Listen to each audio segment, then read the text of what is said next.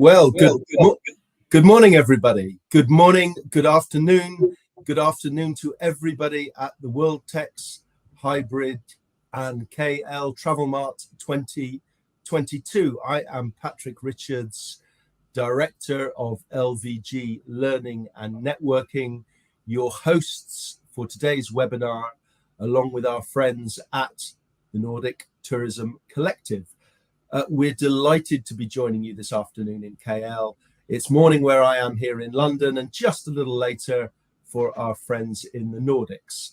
So today we are here to talk about one of Europe's most exciting, magnificent, and let's face it, achingly beautiful tourism regions, the Nordics, in a webinar entitled Selling Experiences, Not Destinations, Opportunities and Lessons from Promoting the Nordics. So the great writer Jorge Luis Borges once wrote, "The things of Scandinavia are secret, as if a dream." Well, dream certainly, but a secret, I'm not so sure. Over the last decade, according to Oxford Economics, tourism from Asia to the Nordics grew by 400% in the decade through 2007 through to 2017. And post-pandemic, your tourists are showing a strong appetite to once again revel in its natural beauty. So if the Nordics is something of a secret for you, then you want to learn more, then you've come to the right place. We'll be focusing on the region, how the region is presenting itself, and here with a great panel of experts in addressing the topic. We'll also talk about how you, as a tourism professional, and the things you need to know in order to present this beautiful region successfully. Our panel covers industry leaders from pivotal parts of the ecosystem, including a major NTO represented by Tarja Kovisto, account manager and global sales promotion at Visit Finland. One of the most successful destination management companies in the region, Via Hansa and Borealis, represented by Marcella Infantino, its founder and CEO, and Mickey Travel, who are an authentic institution in this part of the world, having provided B2B travel services for groups, FITs and MICE to the Asian customer for almost as long as I've been alive, which, believe me, is a very long time. They are represented by Olivier Merschler, who is their Chief Executive Officer. Firstly, for some housekeeping, the session will last an hour. Our audience are all muted. Panelists, if you can mute when you're not speaking, that will be great. Audience, please, if you have any questions, put them in the chat in Facebook. We will see them and we will endeavor to deal with them as we go through the conversation and keep you all involved. And finally, this session will be recorded for later circulation. So before I go on, just a little bit about our host companies today. LVG Learning and Networking is an innovative e-learning and networking platform. According to McKinsey & Company, up to 40% of workers may need to move to new occupations by 2030, and tourism is one of the industries most impacted. LVG is on a mission to untap the potential of our sector in the face of this resourcing crisis. We combine the latest work in educational technology with over 100 years of experience in the tourism sector to deliver an unrivaled learner experience. Courses offered include destination education and promotion, vital soft skills and business skills courses like digital marketing and successful remote working, plus further courses to pinpoint the areas of skills development in tourism. All this is focused upon upskilling, reskilling, and networking the tourism professional to do smart, effective business in the 21st century digital age. In Malaysia, we are privileged to count Sarawak Tourism as one of our clients. And now it's high time for me to introduce my co-host, Paul Wagner, who is the director of the Nordic Tourism Association. Paul is going to tell you a little bit about his organization. So, Paul, please tell us a little bit about why you set up the Nordic Tourism Collective, your activities, and how you go about presenting the Nordics region as a whole. Thank you very much, Patrick, and delighted to be here today and to tell you a little bit and join you in everything that is a little bit Nordic today. First of all, I'd like to say that it's an absolute pleasure to partner with our partners and colleagues at LVG Learning, and we are all in this panel very passionate about our region. And as I talk now, you're going to start to see some little photos, little glimpses, little tastes of the Nordic region. Here we go. Nordic Tourism Collective is an association representing suppliers in the Nordic region and also buyers that have programs to the Nordic region. Everybody within the association is very passionate about the region, and we feel it's a very important and special region for global tourism, and we'll touch on them during the discussions today.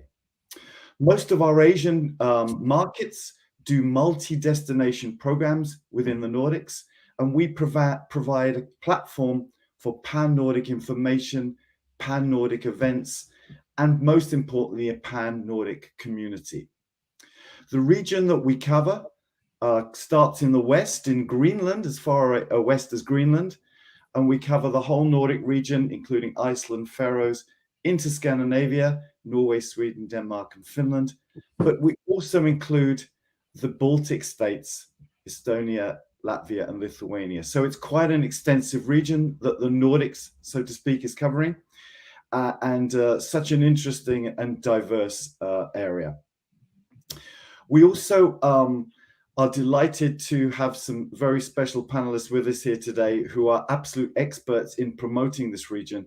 And I hope that during the course of the next few minutes, you'll have a little think and say that this is a very, very exciting and special destination in terms of the nature, in terms of the cities, in terms of the space, in terms of the very nature of what the Nordic stands for. Now I will just want to say that we are very delighted to be here with you today. I'll be co-hosting with Patrick from LVG Learning and asking our esteemed and prestigious panelists a few questions, which will also give you an idea of how things are at the moment. So thank you very much, Patrick, and over to you. Great, thank you, Paul. To our panelists, please. A minute to introduce a little bit about your company. I'm going to start at the top of the screen. Marcella, with you, please. Could you just go ahead and introduce yourself? Hello, everyone. First of all, thank you very much to Paul and Patrick for the invitation. I am delighted to be here with you today. It is an honor, and I will try to do my best to share the best of our destinations. My name is Marcella Infantino, and I founded Via Hansa and Borealis many years ago. Today we are a local DMC located in the whole area. We are serving a total of 12 destinations, and we consider ourselves very passionate and experts on destination, being very local, and we also have an office in the Arctic Circle in Lapland, Finland. Thank you. Great, thank you, Marcella. And Tarja, over to you. Thank you, Patrick. Sorry.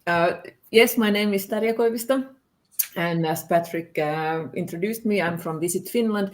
Visit Finland is part of Business Finland. We are government funded, and we work under the Finnish Ministry on Employment and Economy. I work in the global sales promotion team, which means that I work mainly with travel trade, B2B. It's so nice to be here. Thank you so much for inviting me.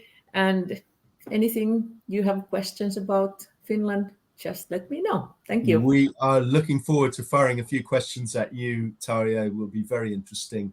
Lovely. And certainly not last but not least, Olivier, please introduce yourself.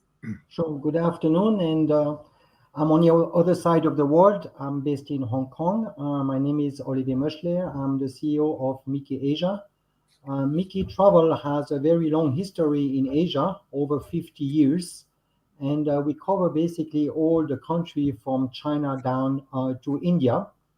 We have 12 offices who cover all this country, and we are one of the largest urban operator to Europe, and especially to the Nordic countries. We cover all the segment, but I have to say we are highly specialist in groups. And now with the change of behavior of the consumer, we also very much looking after family tours. And I'm very pleased to participate in your sessions and very looking forward to contribute. Excellent. Thank you so much, Olivier. Thank you to all of our panelists for participating today. And I'm going to hand back to Paul to start the questioning. Thank you, Patrick. And I'm delighted to ask the first question to Tarja at Visit Finland. And Finland's air connectivity in Helsinki as the hub is very often the gateway to the Nordics from Asia. But of course, post-pandemic and post-Ukraine, where do the Asian markets fit into your strategy? And how are your promotional activities changing with these new realities? Well, as you all know, that's true. Finnair, pre-pandemic, they were the largest European company with a connectivity to Asia from Finland. But honestly, our strategy hasn't changed at all in that region. We work very closely with Finnair, of course, but it doesn't mean that we are married to them. We work with the other airlines as well. And part of the Visit Finland's strategy is we have kind of like these three factors. We need to now increase the demand from the international market so that our travel trade in Finland, they would enjoy the economic growth, which is extremely important for them at the moment. And then, of course, the other two factors are sustainability. We are developing sustainable travel. And then, of course, the competitiveness. We want to be, actually, our target is by 2025 to be the most desirable travel destination in the Nordics. The strategy, we don't really have a set strategy in Southeast Asian markets. We have 13 international target markets where at least one Visit Finland employee is based and working. But in Southeast Asia, we really don't have any representative, but I would be the contact here in our head office for that region. Like I said, even if that area is not really written in our strategy, but since now the economic growth for our travel industry is so important, so we need to be agile, what we are also in Visit Finland. So we have been working with the travel trade in that area previously, and we'll continue. We have a lot of means what we can use, even if we don't have a big budget. Tarja, can I just ask you, obviously Finland is not only just a summer destination, it's also a very important winter destination. So I guess your activities will always involve promoting Finland year round. Is this very much continuing now to also give a good focus on Aurora and winter Lapland products as well? Well, of course, the sustainability means that the destination needs to be year-round destination. When the pandemic started, we kind of thought that, okay, now we need to strengthen our strengths. And yes, everybody knows that winter is really the strong time of the year, especially in the Asian markets when people want to come. But no, we want to promote Finland as a year-round destination. And there is a lot of things you can you can do also what we call snowless season.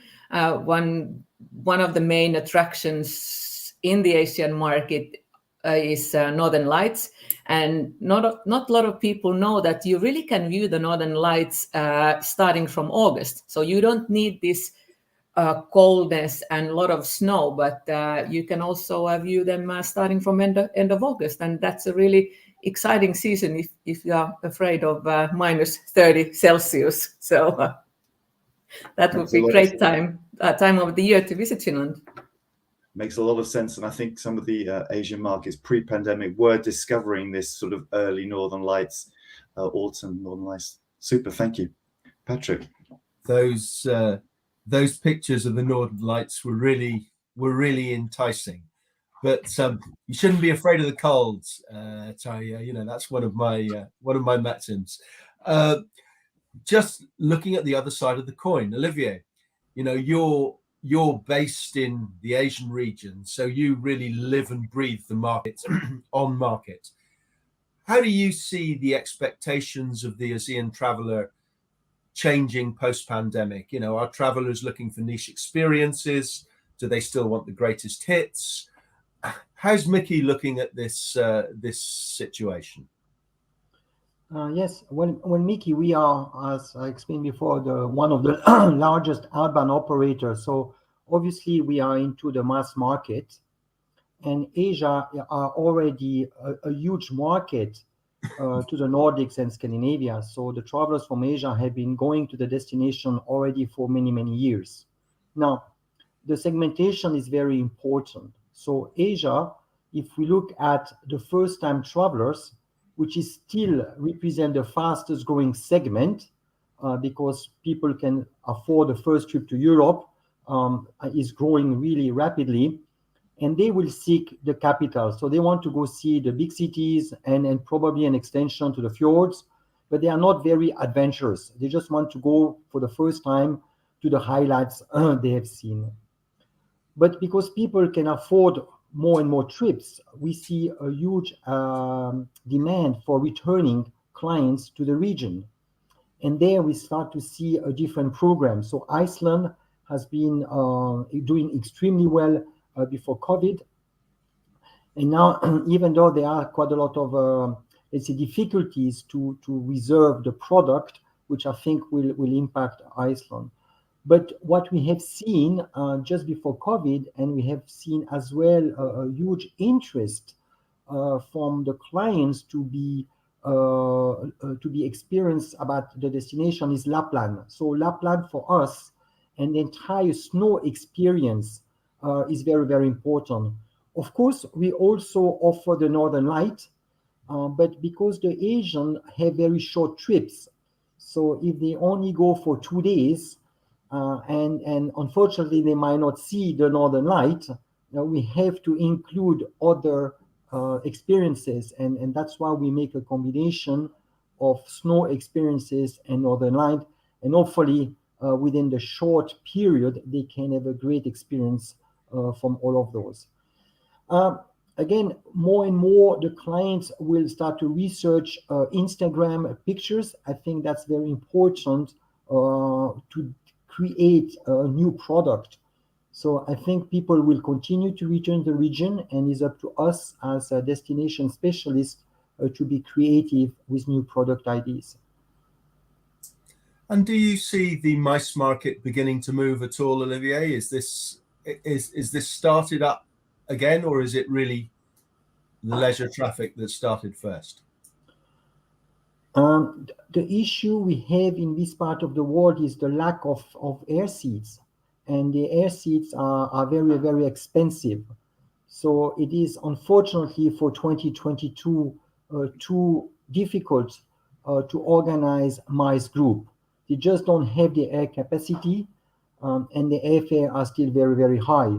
So instead, they are looking for more regional tours, because it's easier as well now to travel within Asia. We don't have any restrictions except Hong Kong, of course, and China. But for the rest of Southeast Asia, there is no restrictions, and it's easier for them to travel. So MICE 2022 is mostly intra-Asia, but we start now to have already some demand for 2023.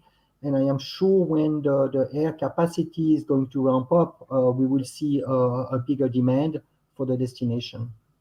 Well, it's great. It's great to see all of the inter-regional restrictions coming down. Thanks, Olivier. Paul, over to you. Welcome. Thank you. Marcella, I wanted to ask you, Via Hansa are purely focused, very much focused on the Nordic and Baltic region with a very substantial network in there.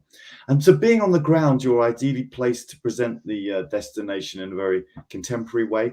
How are you attracting the Southeast Asian customers to the region? And how do you kind of personalize the products to ensure the customer is getting the right and best experience? Thank you, Paul. Well, being very, very local and being here and having followed the development that the destination has done throughout the pandemic, I think that we have become more aware of all the hidden gems, and we see a tendency to in ourselves where we are trying to support our partners in Asia to be more courageous in terms of showing them new possibilities. The capacity is being more restricted. So I think it is important to address the huge possibilities that the Nordic destinations are giving in terms of full year seasonality. So we can accommodate much more wishes. And this is based on the local knowledge that we have, that some travelers could be afraid of, I don't know, maybe traveling to Lapland in October. But this is indeed one of the most amazing times in the Nordic countries, because you have the possibility of combining something like the Ruska time with the snow and the Northern Lights. So being local gives us the possibility to support the travelers in a different way, a more extended way, and to encourage them not to be afraid in trying to explore other parts of the Nordic countries, other type of products, and indeed other seasons. And I think that for us, we have as a company a huge focus on the sustainability, the responsibility towards our destinations, toward our nature, and our community, our local communities. And we would like to support the Asian traveler to hop on that train and also to be a part of this universal movement about, trying to do whatever we can to support our planet. So we are seeing ourselves encouraging our travelers, not only from Asia, but from all over the world, in trying to become more local travelers. That, for instance, when they are here, if we address some of the Asian groups, that it is very important to include Asian meals. And for 3, 4, 5 years ago, maybe all the meals will be Asian. We are trying to support them to really have a Nordic experience, and to say, instead of including 15 Asian meals, why don't we include only 30%, and rest you go local? And this is a way to really enhance the experience. We see like the culinary part of a trip. It's very, very important. And being local, again, we push our partners to really encourage them and say, go Nordic, and really, get the full experience of the capacity that these destinations have to offer. So this is what we are doing, trying to attract the Asian travelers by offering a much more organic, handcrafted product with local experiences. No, that's very clear. Thank you, Marcella. That's great. I wanted to ask you one other question actually regarding that, because I fully understand this local experience is what makes the Nordics so magical. Do you think, though, that maybe the traditional Asian tours of going to multi-countries, multi-destinations, going to the fjords and the major cities, do you think they will change? Do you think you'll be starting to encourage slower tourism where they maybe stay longer in certain areas, certain regions, certain destinations, maybe slightly less flying and more really getting close and comfortable with that local community? Indeed, and this is also one of our big concerns in relation, not only in relation to the protection of the destinations, but indeed also for the enhancement of the traveler experience. When you go off the beaten track, off the beaten path, you find a lot of hidden gems, and there is no need to be flying back and forth from from south to the north, trying to to explore as many experiences as possible, and we can do that, but locally. We don't need to fly, to have 3, 4, 5 domestic flights within the Nordic destinations to really enhance the experience. So yes, we are indeed seeing ourselves focus much more on the immersive travel, transforming tourism, where you really get the opportunity to immerse yourself in the local community, in the local experiences, and really carry them home, but not just a nice picture, from one of all these wonderful places, but as a souvenir that you carry inside of you because you had the experience and you didn't just took a picture. So yeah, we are encouraging our guests, our visitors, our travelers to go slow travel as much as possible. Beautifully put. Thank you very much, Marcella. Patrick, back to you. Thank you, Marcella. Tarja, back to you. We've said that we really want to speak to the travel professionals who are in our audience here in KL and beyond. Olivier's already referenced the fact that there might not be enough air capacity to take large mice groups. So we know that things have changed since the pandemic. There's been a loss of experience and competency. Talking to the travel professionals here, how are we going to deliver those unique experiences, both in marketing and in operations, to the market? How are you adapting as far as Visit Finland as a destination to this new reality that we have? Well, first of all, Finland is not a mass market, so that is a fact. We are a niche market, and our target groups, mainly, if I just put it briefly in one target group, is a mindfulness traveler.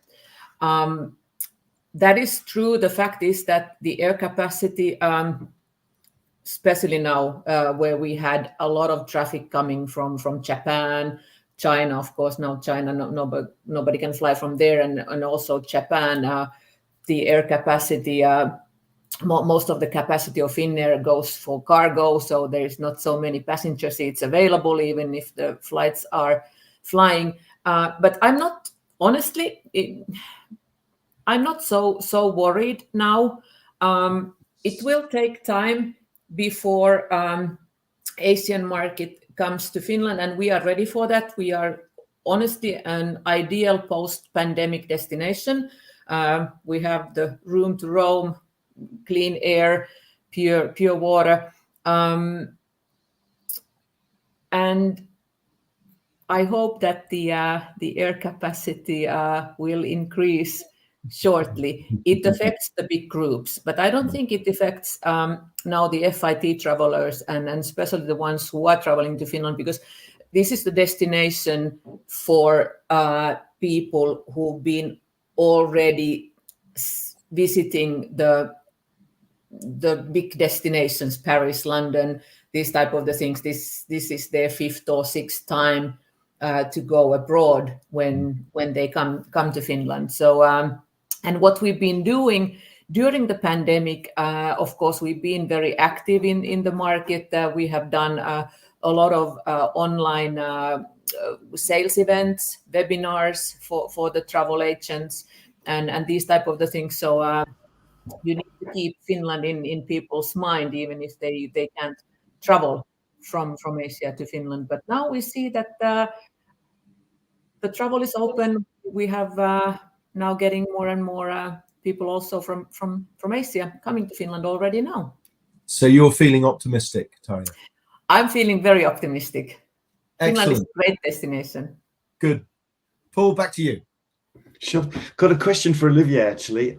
Olivier, you've obviously seen a huge change in the travel landscape in Asia over the last couple of years. And how do you and Mickey use your strong footprint in the region to support the travel trade and upskill the agents and support the latest product offerings in the Nordics due to the fact that many of the operators and customers have lost their knowledge and expertise that maybe they used to have pre-COVID? Sure, Paul. Just before that, I just wanted to add maybe a comment that from the destination, one of the constraints we have to sell the destination is sometimes the lack of flexibility and the condition from the suppliers. So Asian require a lot of flexibility. So we need to pre-book the room well in advance. The cancellation fees are not very flexible. Marcella, you were talking about the local restaurant.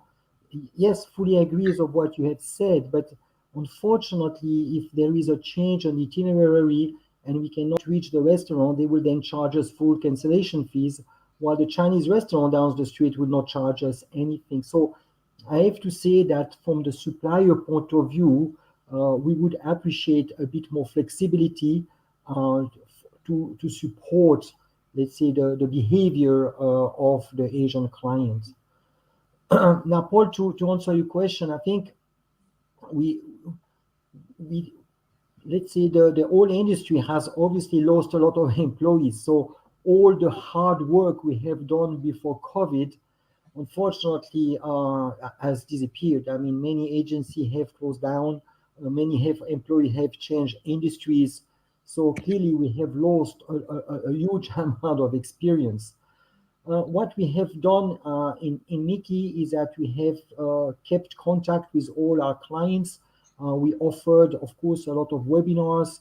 We have also tried to bring the suppliers and the agent together. We offer business matching solutions.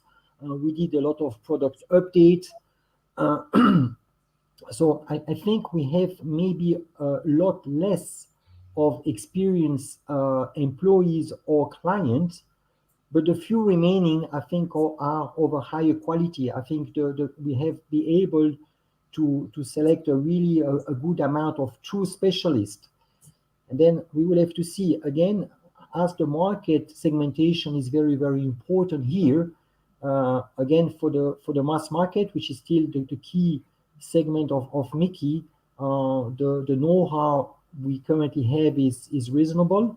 But again, for the returnees, for the niche market, for the family, for the FITs, whoever wants to have a snow experience, want to go to an icebreaker, there's still, of course, a lot more that we need to do to support the industry. And then as the industry will recover, it will again bring a huge amount of newcomer within the industry.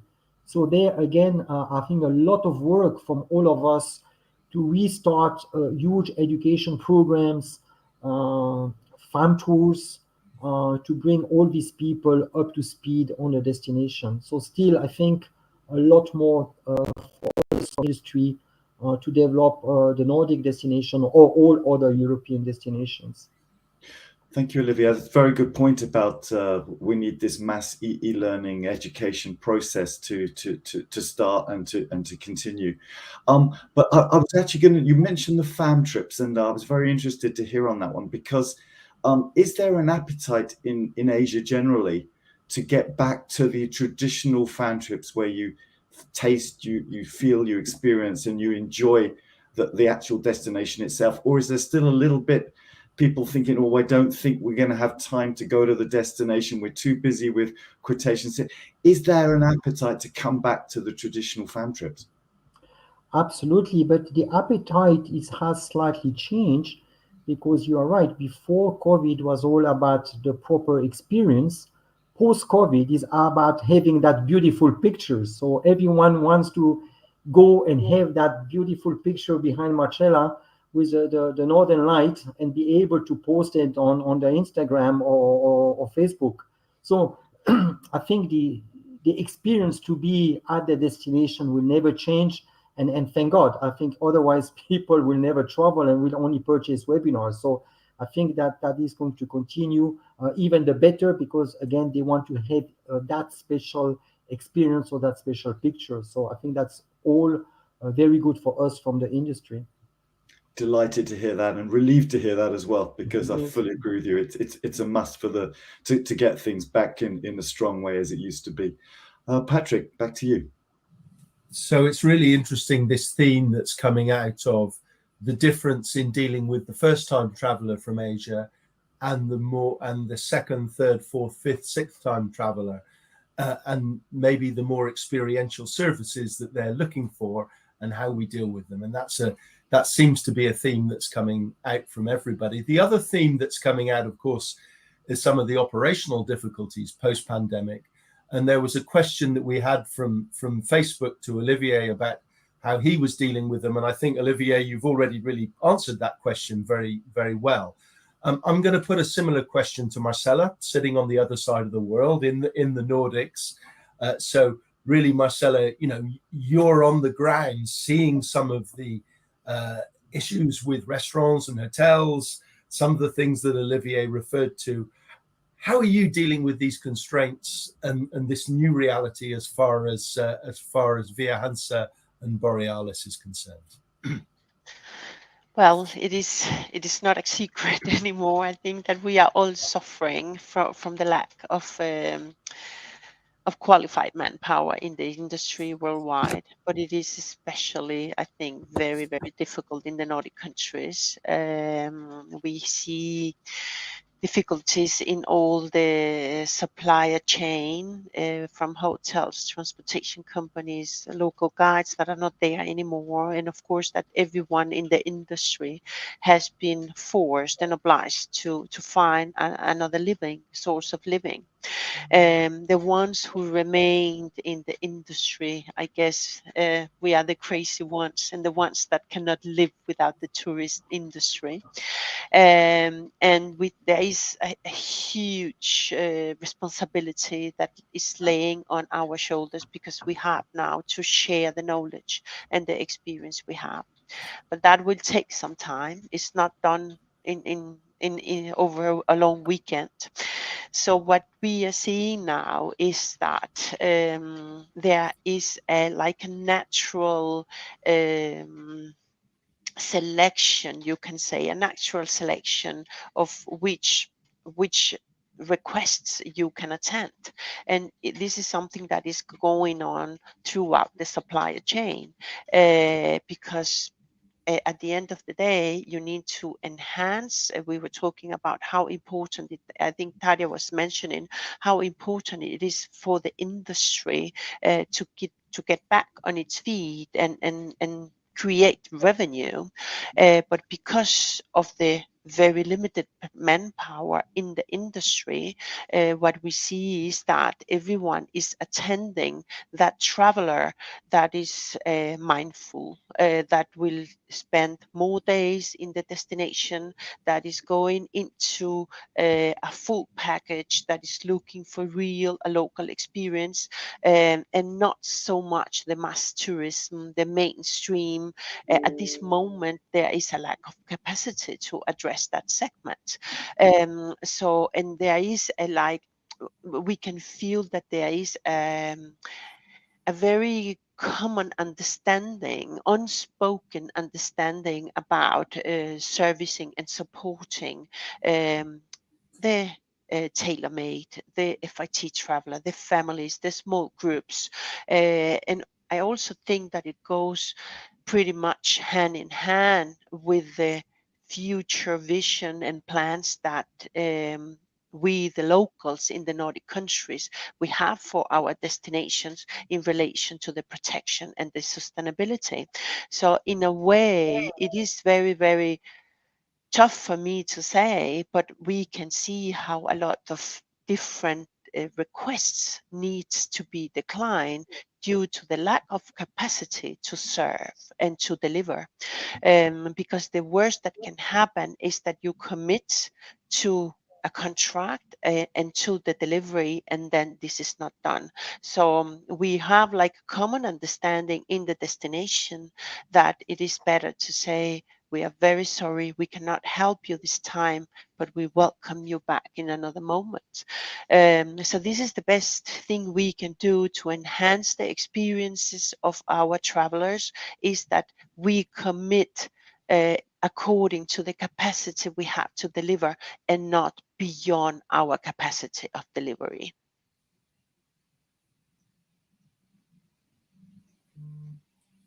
Thank you, Marcella. Look, I think there's a clear message that you have of quality over quantity there for your markets. And then you mentioned sustainability too, and I think that leads into another question, Paul, that you have for Tarja. Absolutely, Tarja. Much of the Finnish project is built around being back to nature, and sustainability becomes a core part of the offering. And this is even pre-pandemic, of course, as well. But it seems now that obviously other destinations in Europe and around the world are getting in on the act as well. So how does Finland differentiate itself? How do you keep ahead of the others, in so to speak, to ensure that sustainability is authentic in Finland and it's not just greenwashing, it's the genuine article? I agree with you, Paul, in that one, that it's now kind of like this trendy word, sustainability, and you just stamp the word to everything, and yeah, we are sustainable, and there's nothing behind it. But when it comes to Finland, I think that sustainability comes within.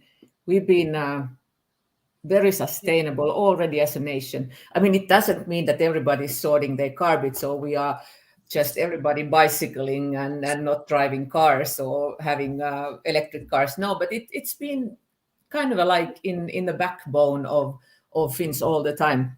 As you know that this is now the 5th year in a row Finland has been nominated the happiest nation in the world.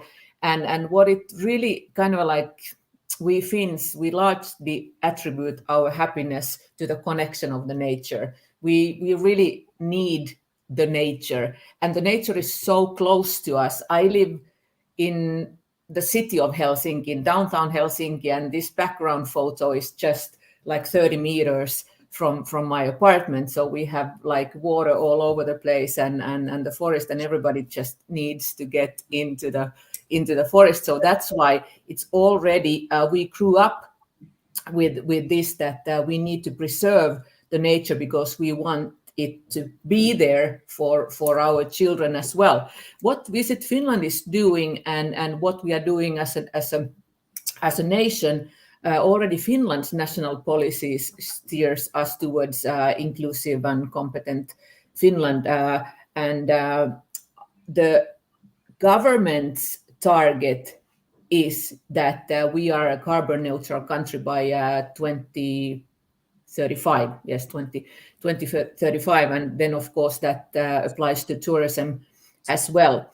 And Visit Finland has launched a national Sustainable Travel Finland program, which means that within Visit Finland, we have several teams. So like I mentioned, I work in the global sales promotion team, but then we have a team called business development, and business development team is helping Finnish travel trade towards the internationalization. And they have also launched and created this Sustainable Travel Finland program, and they help Finnish travel industry along that path. We have a website. I could talk hours about this subject, but we don't have time for that. But there's a really great website where you can find more information about that, what we are doing. And then also, I forgot, if I may add, for the previous question, when we talked about digital accessibility, we have actually launched a really great e-learning or destination kind of a marketing program called Finland Travel Pro. And I will send the link to everybody. So I encourage all of you to do the training. You will learn a lot about Finland, and that's totally done for you, travel trade. You learn a lot about Finland. You have then also material what you can forward to your customers. So I encourage you to do that. But back to the sustainability, yes, we are doing a lot, and like I said, Finns, I mean, it's already, like I said, our nature that we kind of we don't talk big, we do. And if you understand what I mean, we are just not talking, we are doing. Absolutely, it's in your DNA, and I think I've seen it personally myself, how incredibly serious the Finns are taking sustainability. And I think this also goes for all the Nordic countries as well. And I just wanted to ask Olivier actually on this point is, when it comes to the market, the Asian market, is this desire for sustainable packages, holidays, programs very much there in the demand? Are you hearing it more and more now, or are we still in the very sort of early days of customers saying, I want a sustainable holiday? Where are we sort of nowadays, Olivier? Yes, unfortunately in Asia we're still in the very early days. Again, I think the entire mass market, it's really not in demand. It's all about price and shorter trips and price. Now, yes, for the sophisticated travelers or the families and the FITs, we do have, but unfortunately still very, very minimal.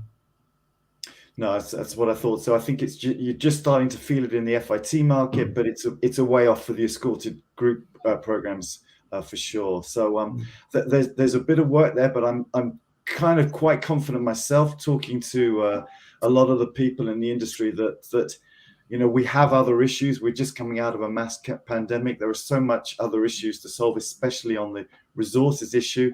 Sooner and rather than later, it was suddenly becoming very quick up the agenda of priority, and certainly the youth and the younger people of today will be putting it as their top priority when they start traveling in the near future. Patrick, back to you. Well, I think that's what some of the mass surveys show, even in Asian markets, and of course also as Asian inbound markets like Singapore spend a lot of money on making their operations sustainable.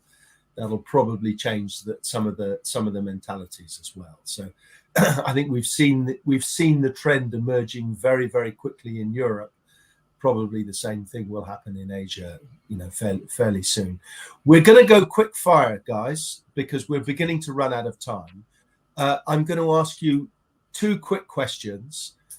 One of which, just to give you time, is if you have one message for the audience to take away from today, what would it be? But first, we have a question from the floor, which is basically, very quickly, how would you, as a long-time leader in our industry, inspire young leaders who are coming up? 30-second answer. I'm going to start with you, Marcella. 30-second answer. How do you inspire young leaders coming into the industry today? I will say that you need to know your product. You need to trust your knowledge and experience and share it with the customer. Don't be afraid of imposing in the gentle way. Imposing is a negative word, but if you are there, if they contact you, it's because they want something from you. Deliver according to knowledge and experience, and don't be afraid of doing that, because that will make you successful. Follow your heart and follow the reality of your context, your product, where you're living in the world, and share that with your customer. I love that. Thank you, Marcella. Know your products. Now, on to you, Tarja. What do you think? I actually fully agree with Marcella that you really need to be proud of your own professionalism. And it's so easy for the customers to find information in the website and all that. But you as a travel professional, you can give answers. You can kind of have a conversation with your customer. The internet can't. So be proud of what you know and study hard. And for Finland, contact Visit Finland and learn more. Great. In fact, all the surveys show that, don't they, Tarja? That people who go via the travel trade, they spend more and they have higher satisfaction levels. So there's a real value the travel trade is bringing to the traveler. Love that. No, have confidence in your answers. Absolutely. Olivier, on to you, please. What would be your advice to young leaders? Well, two, I mean, emotion and inspiration. I mean, the travel industry is the greatest industry in the entire world because the emotion that we can have when we see a beautiful destination is just unbelievable. That's something that everyone should be able to experience. And once you experience such a beauty, I think it's very easy to inspire older people to go and to see and to do the same thing. So emotion and inspiration in the greatest industry in the world. Fantastic. And now we're going to go in reverse. So I'll start with you on this one. One thing from today that you'd like your audience or the audience here to remember from what we've said. Well, the travel industry is very, very volatile.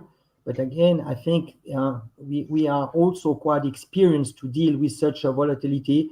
And all the participants work very, very hard to overcome all the constraint and the difficulty we have. So we are able to come up with new ideas, new product, new training programs for everyone. So the time when we have downturn is never wasted. We learn very well from our experiences and we always overcome. And the travel industry will come out from that terrible crisis stronger, better, with even more beautiful product.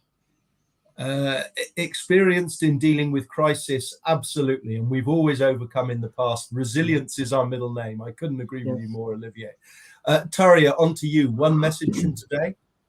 Yeah, we did receive actually a lot of new tools during the pandemic, all these digital tools, and everybody went to the digital way, which was good. But like Oliver said, that the human nature and people, we were born to travel. I mean, this is now just a good add-on.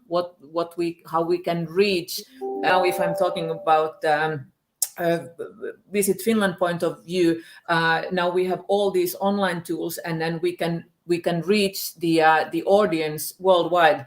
But it doesn't mean that it would continue to be the only way to reach to the audience. Of course, it's a human way, and travel will continue, and we will support with the fam trips and all that. So yeah. Great, thank you, Tarja. And Marcella, over to you. One point you'd like the audience to remember. I would like you to remember that the pandemic has given us the time and the opportunity, the capacity, also to us, the local people, to discover new products, new possibilities in our destinations. So suddenly the Nordics have become bigger and larger because we can take you to different places that you have never heard of. And because we have had this possibility of stopping up and saying, okay, what are we going to do with this time? We have been educating ourselves. So we have a lot of new products and destinations to offer you. Thank you so much, Marcella.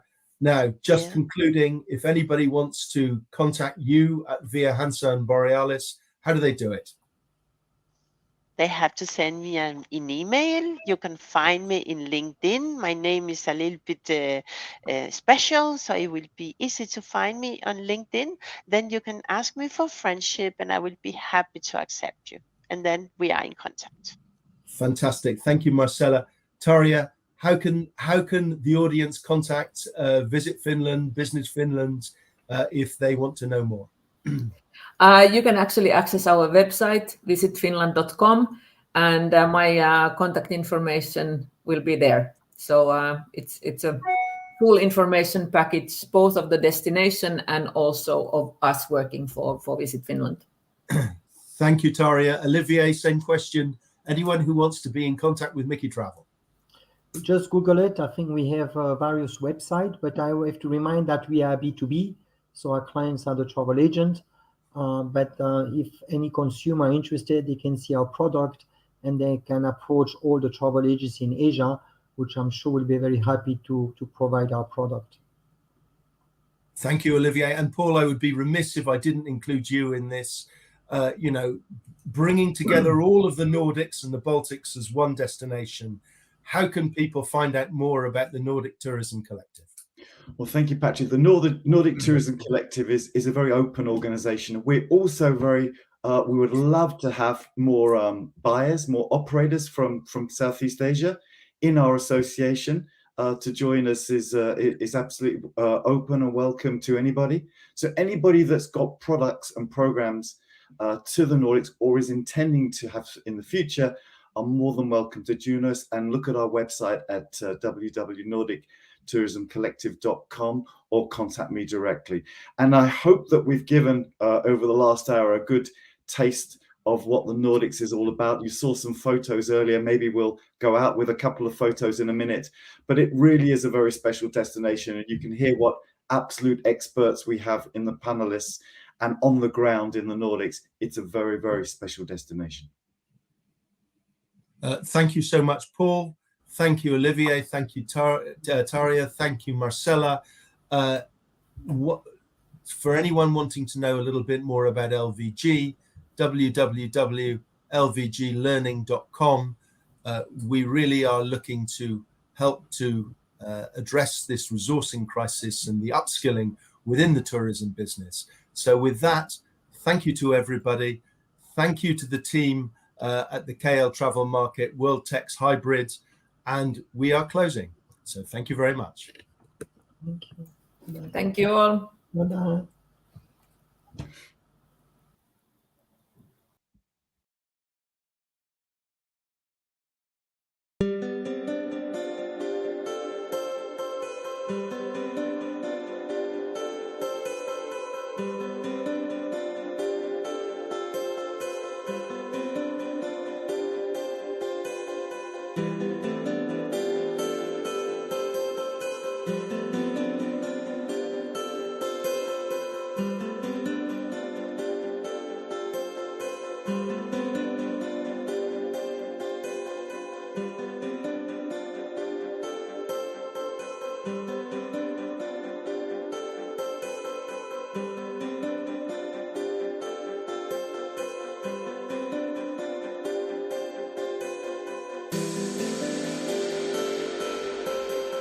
Thank you.